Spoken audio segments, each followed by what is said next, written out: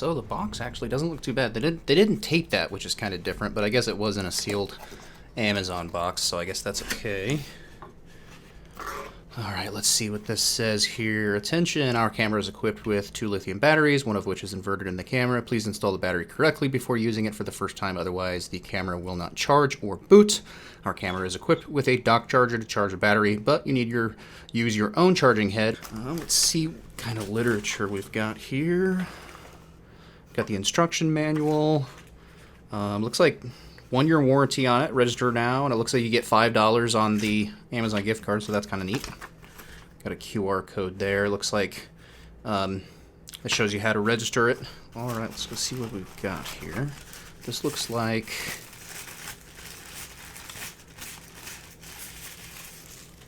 there's a couple different lens attachment for it.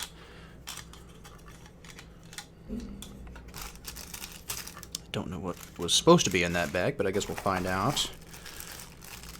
Well, I guess it does have a USB. It's got a USB to mini USB, so maybe it does come with a charging cable. I don't know why they would have put a sticker on that, but let's see. Is this our extra battery? It is. It's our extra battery. Okay. Let's go ahead and see what else we've got here. Maybe. Oh, that's the charging dock for the batteries. Okay, so you don't actually charge the batteries inside the camera. You actually take them. Where did that battery go? There it is. You actually take your battery and put it in here, it looks like. That's kind of neat. So you take your battery out, and this is actually the microphone that comes with it. I don't know. Of course, later in the video, we're gonna test everything too. We're gonna get some audio from it, and it comes with a little windsock too. It looks like a decent microphone. It doesn't look too bad. It actually has some, volume buttons, and of course it looks like it's got a USB port in the back, which is kind of interesting. I don't know why it would have a USB port. Maybe for external audio stuff? That's interesting. And then it looks like, it's got a user manual for the stereo microphone, so we can figure out how to use that as well. So let's go ahead and pull this camera out. Get that box pulled away. It actually looks like a really nice case. Looks like it's got Velcro. Is that to put that on your belt, maybe? I don't know why anybody would do that, but you never know. It looks like it's a little portable. Everything so far is packaged really, really well. I actually am rather impressed for the price. I figured it'd just be kind of tossed in the box. The inside's, nice soft felt. Let's go put that over there. Let's take a look at this camera.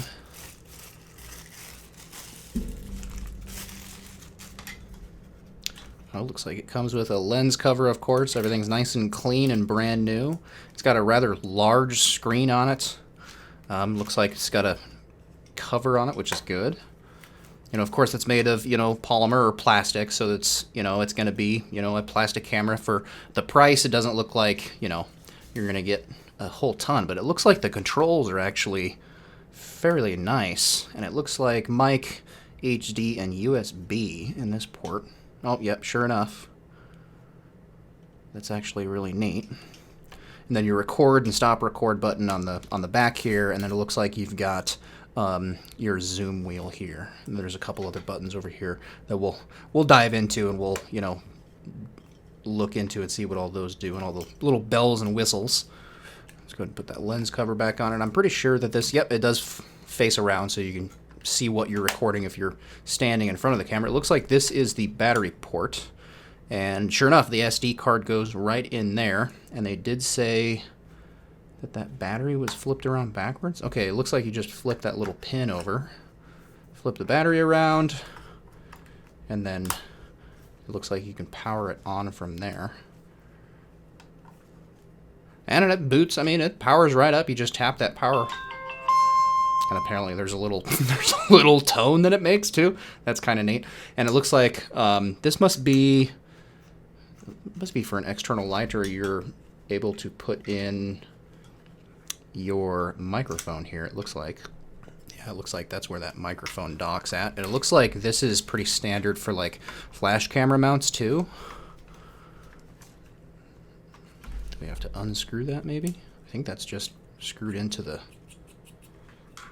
Oh, okay, that's just a hold down. So you screw that all the way out, and then slide that in, and then you can screw the rest of the way in. That's okay. All right.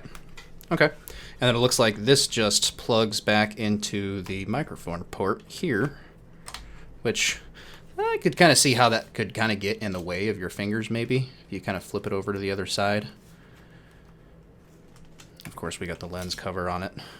Pretty decent picture. Of course, like I said, we're going to be testing this, you know, for a day or two or a week or, you know, that kind of thing. And so, and of course it says goodbye when you shut it off.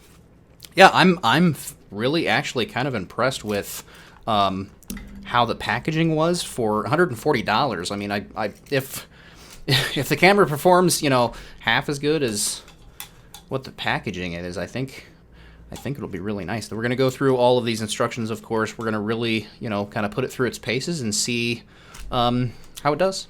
Okay, so it's been about a few weeks since we unboxed the 4K camera from Amazon. We got it for about 140 bucks. Just want to sit down and talk about the pros and cons of this camera.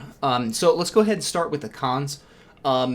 The overall plastic structure of the camera is not great.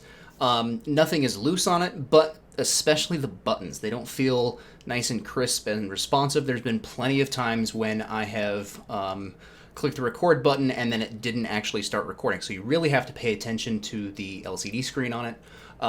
Another thing with the LCD screen is it does, you know, flip up and rotate and do all those, you know, nice movements, but the touch screen aspect of it, I would just recommend using the buttons on the inside of the camera because touching the screen is not responsive at all. You have to push really hard. Sometimes it doesn't like, you know, where you want to push. And so with that being said, the screen isn't all that great. It looks okay. The resolution on it is very, very poor. I would imagine maybe less than 720 for a real resolution. And so the playback on the camera itself really isn't all that great. Battery life, not really great. The nice thing about this particular camera from Amazon is they do give you 2 batteries. They give you a little charging port, and you've got one of 2 options. I know I know I mentioned in the unboxing that I didn't know, you know, how the charging was going to work. It comes with a little dock, a little port that you can plug your batteries in and then plug it into a wall adapter, so you can plug it into the wall, or you can charge it, you know, with your PC or plug it directly into the camera itself, and you can charge it that way. Anytime you plug in a USB to power to the back of the camera in mini USB, it will actually come up with a prompt asking you what do you want to do. Do you want to use it as a PC camera? Do you want to use it as a charging mode? Or did you want mass storage just so you can, you know, transfer your files? If you pick the, you know, the charging option, it'll allow you to charge those batteries. The lens hood that it comes with is fair at best, especially the threads on them. They are very, very thin, very easy to cross thread, and they will strip out really easily. I haven't done this one on this camera, but I can tell it's going to be really easy to cross thread the threads on the lens hood. With the lens hood, you actually can't use the lens cap on the front of the camera while you have the lens hood on. So if you're going to be using the lens hood that comes with it, just keep in mind to be careful of, you know, dust and debris on the front lens, because you can't put that dust cover on. And then last but not least, of course, on the cons anyway, the sound quality really isn't that great with the onboard microphone. I know there's a couple different settings that you can mess with, but I haven't found there really is a setting that you can use that's going to really make the sound quality great. And so I highly recommend upgrading the microphone on this, and that way you can get a little bit better sound. Now, for the good things that are part of this microphone, there is a laundry list of things that are actually awesome, especially for the price. So the camera comes with a remote. It's actually this little guy right here. It is awesome. You can zoom in and out, you can turn the camera on, you can turn the camera off, you can take pictures, you can start and stop your recordings, and you can go into menu options and basically do anything that you want to do with the remote that you could with the buttons on the side of the camera. So while you're sitting in front of the camera with that screen flipped towards you, you can use that remote to, you know, go through different settings and change resolutions and that kind of thing. The frame rate and the resolution settings on the camera are actually 4K. 4K resolution is capped at 30 frames per second. You can do 2.5K at 30 frames per second, HD, which is 1920 by 1080 at 30 frames per second and at 60 frames per second. And then there's also an option to do 720 at 30 frames per second and 60 frames per second as well. So there's quite a bit of options, especially for the price of this camera, on different resolutions and frame rates. It is nice that you can actually use an external microphone. I know a lot of cameras within this price range, it actually only has an onboard camera or an onboard microphone, and you can't use any other external microphone source. Of course, another one of the pros is it's only $139 on Amazon. Free shipping if you've got Amazon Prime, of course. And then one of the biggest features that I love about this camera is the infrared setting. When I first got this camera, I saw that it had an infrared setting. I turned it on and it changed to a black and white filter, which a lot of infrared cameras do. This is a near infrared is what it's called. And that just means it's in the about 850 nanometer visible light range. We can't see that with the naked eye, but the camera can pick it up. And so it can see in completely pitch black. The only downfall of that is you do need an external infrared light source. And so I actually went out and picked up a infrared flashlight on Amazon. If you guys wanted me to do a review on this, it was pretty inexpensive.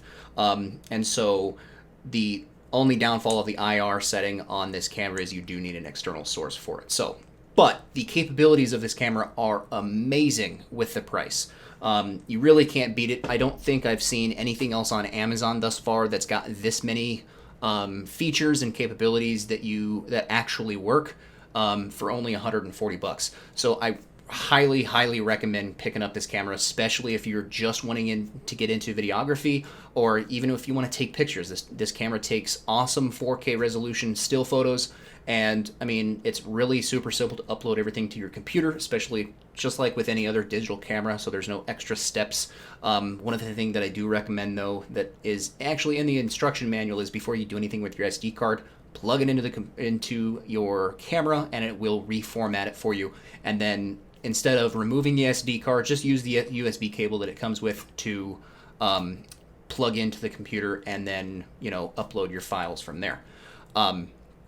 Thank you, ladies and gentlemen, for watching. Gorhamian here with Misfit Studios, as always. And if you guys like this tech review that we're doing here at Misfit Studios, please hit that subscribe button, click the bell so you guys don't miss out on any other Misfit Studios content, and we will see you guys next time.